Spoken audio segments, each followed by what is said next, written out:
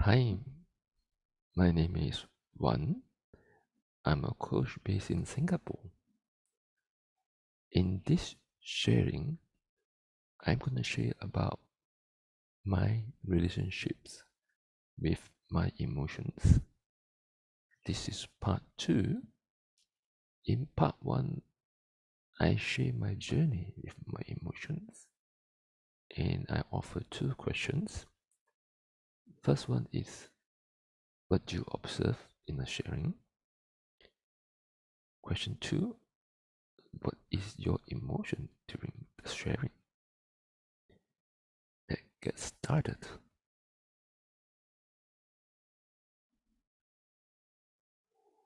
Part 2.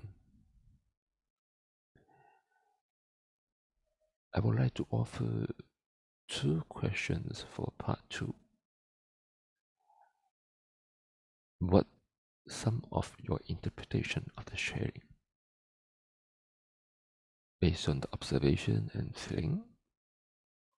And second question for part 2, what is your relationship with the sharing? Right. If you need more time,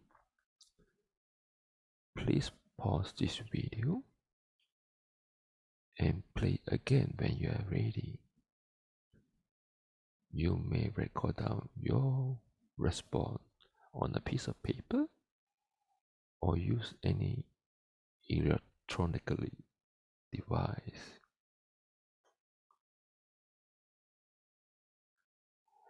So,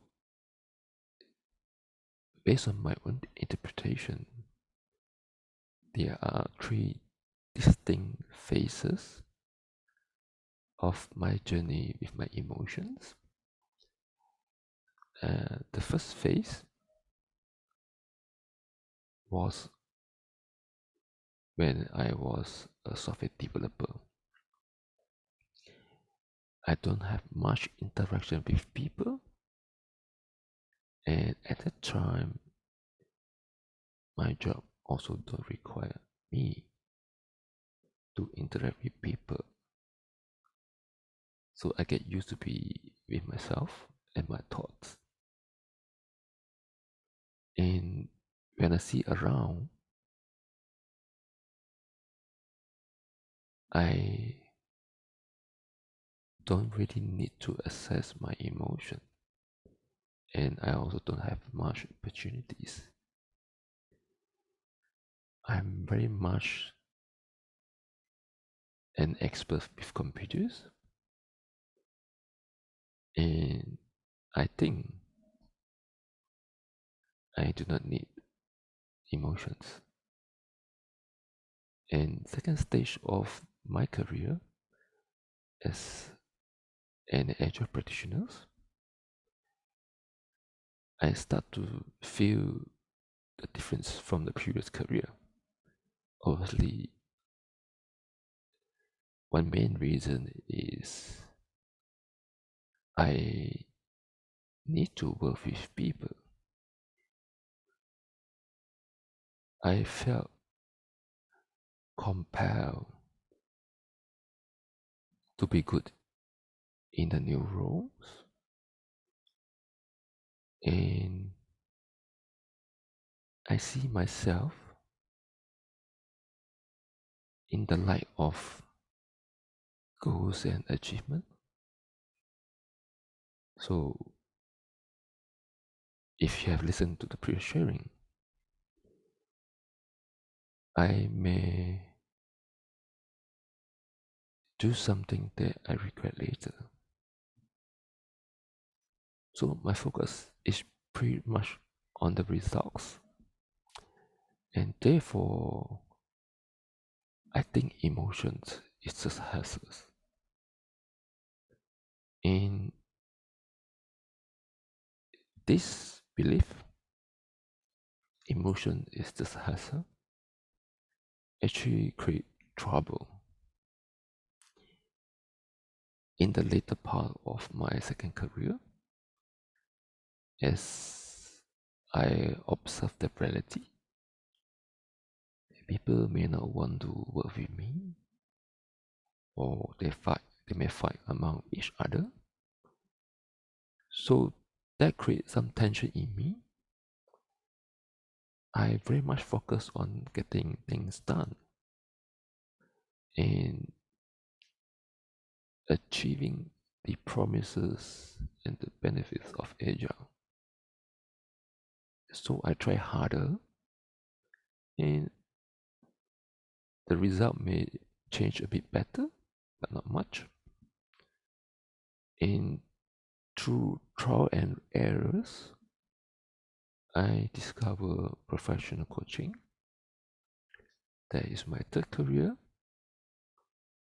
And in the journey, I have experienced the difference between logical mind and using my emotions, especially my heart. When I'm in my head, I find that, or I feel that I'm limited. And I'm sure my clients may have the same experience. And when I open my heart and let me feel the emotion, I may offer something that may not be easily seen from eyes, from ears, and that's where the magic comes. That the feeling in intuition help me to get closer to my clients, and therefore some of the breakthrough come from the situation when we are connected emotionally and we felt heard, we felt seen, and we felt that we are connected. And this is my interpretation of my journey with my emotions through three phases or through three careers that I had so far. In the next slide, I would like to share with you a framework for adult development or vertical development. The framework is called Vertical Mindset Indicator by Jane Ryback and her team. And in this framework, there are 6 stages. For this sharing, I will concentrate only 3 stages: expert, achiever, and redefining. Expert stage is where most professionals are. They are very good in the profession they have chosen, especially in the technical aspect, and they very much value logic and data above anything else. And the next stage is achiever, where results are most important, and the people in this stage are very goal driven, having high standards and trying very hard to achieve the goals they set for and the standard they aspire. So they are very much result driven. And the next stage is redefining, where They get inspired by meaning and purpose, and they see more than one way in handling challenge, and they're willing to consider other approach. Before we go on, I would like to emphasize people in stage one stage does not necessarily better than other stage. For example, people in redefining does not mean they are better than the experts.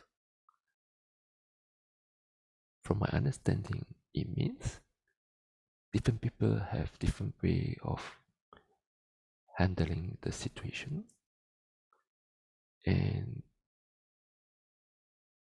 certain stage maybe be just fine for a certain situation. And using this framework, vertical mindset indicator, how could I use it in my journey of my emotions? And for my first career, I'm very much an expert. I'm sure you know that I'm an expert. I was an expert in related to computers.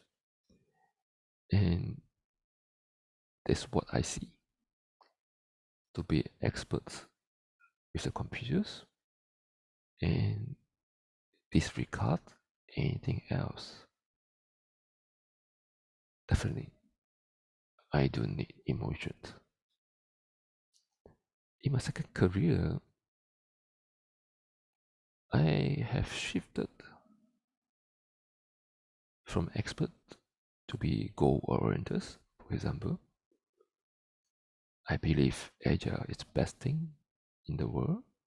So I try different ways to make the reality or the situation to conform to what I believe.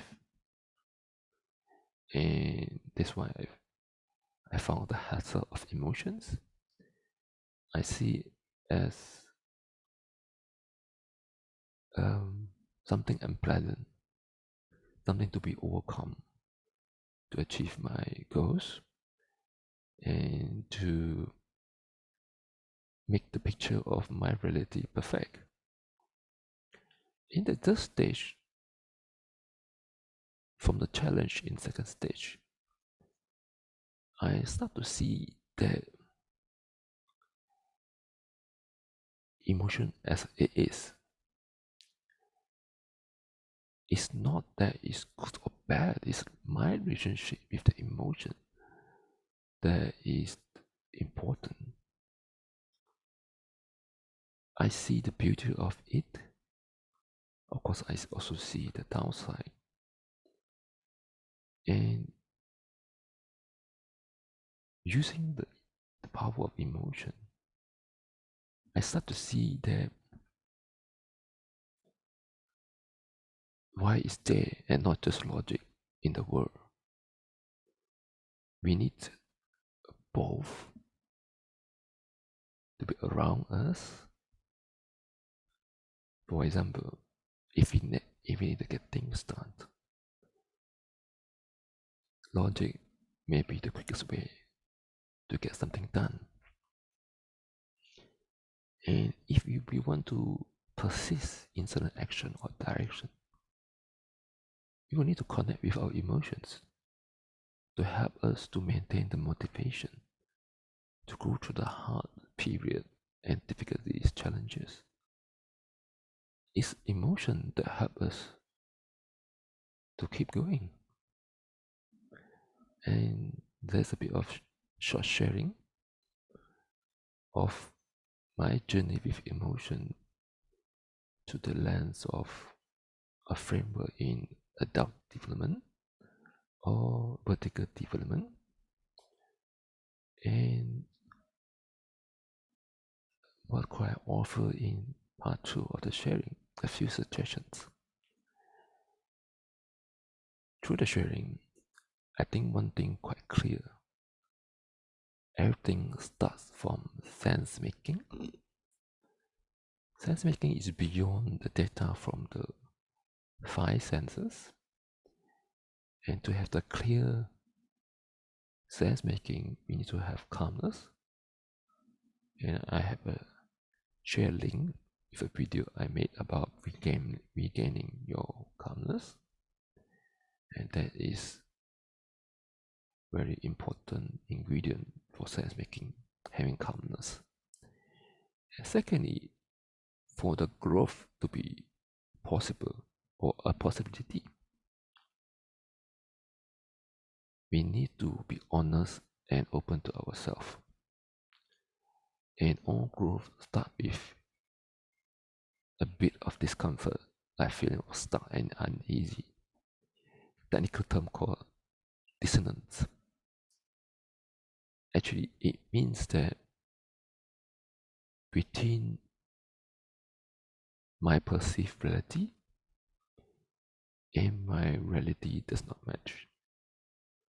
For example, in my second career, I try very hard to achieve the goals and the standard that I have envisioned for myself. And when there are discrepancy and challenges, initially I brush it aside. I said that maybe I didn't try hard enough, or I'm not doing right. As I try to persist and push on, the crack is bigger. That means the intensity of dissonance is higher. And therefore, when I'm being open and honest with myself, I will start to think, are there any alternative which help me to land on my third career? As I reflect back, the journey on working on myself when I face dissonance, I feel that a safe environment is paramount. A lot of times, if I just think in my head, there's a risk of overthinking. And I felt that through dialogue and coaching, this um, matters or environment helped me to gain clarity and help me to consider my baby steps to experiment or something I can try, and it reduced my anxieties and fear of failure. The third thing I want to share is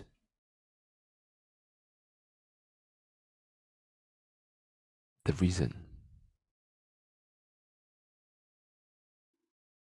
As I reflect on my three careers, I could stay put or try harder. And through reflection and the help of my teachers and mentors and coaches, I find that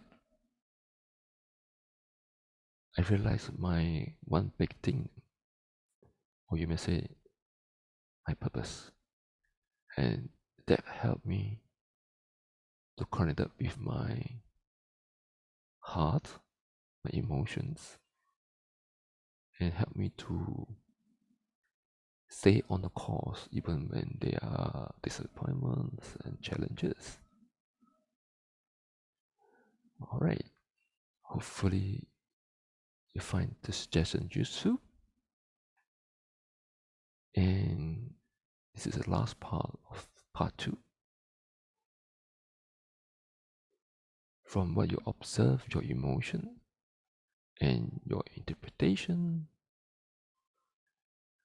what are some of the assumptions and beliefs you have that you discover in this exercise?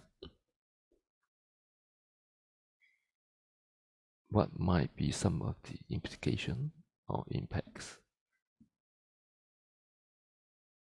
If one of them is not serving you, since I don't know your situation or the details, I will offer a question. What are other possibilities in your situation? And what could you try? Right. And if you'd like to receive update from us one, please subscribe to this email notification service. And you have more questions about this sharing or about vertical development, here is the link to book a session with me. Thank you for your time.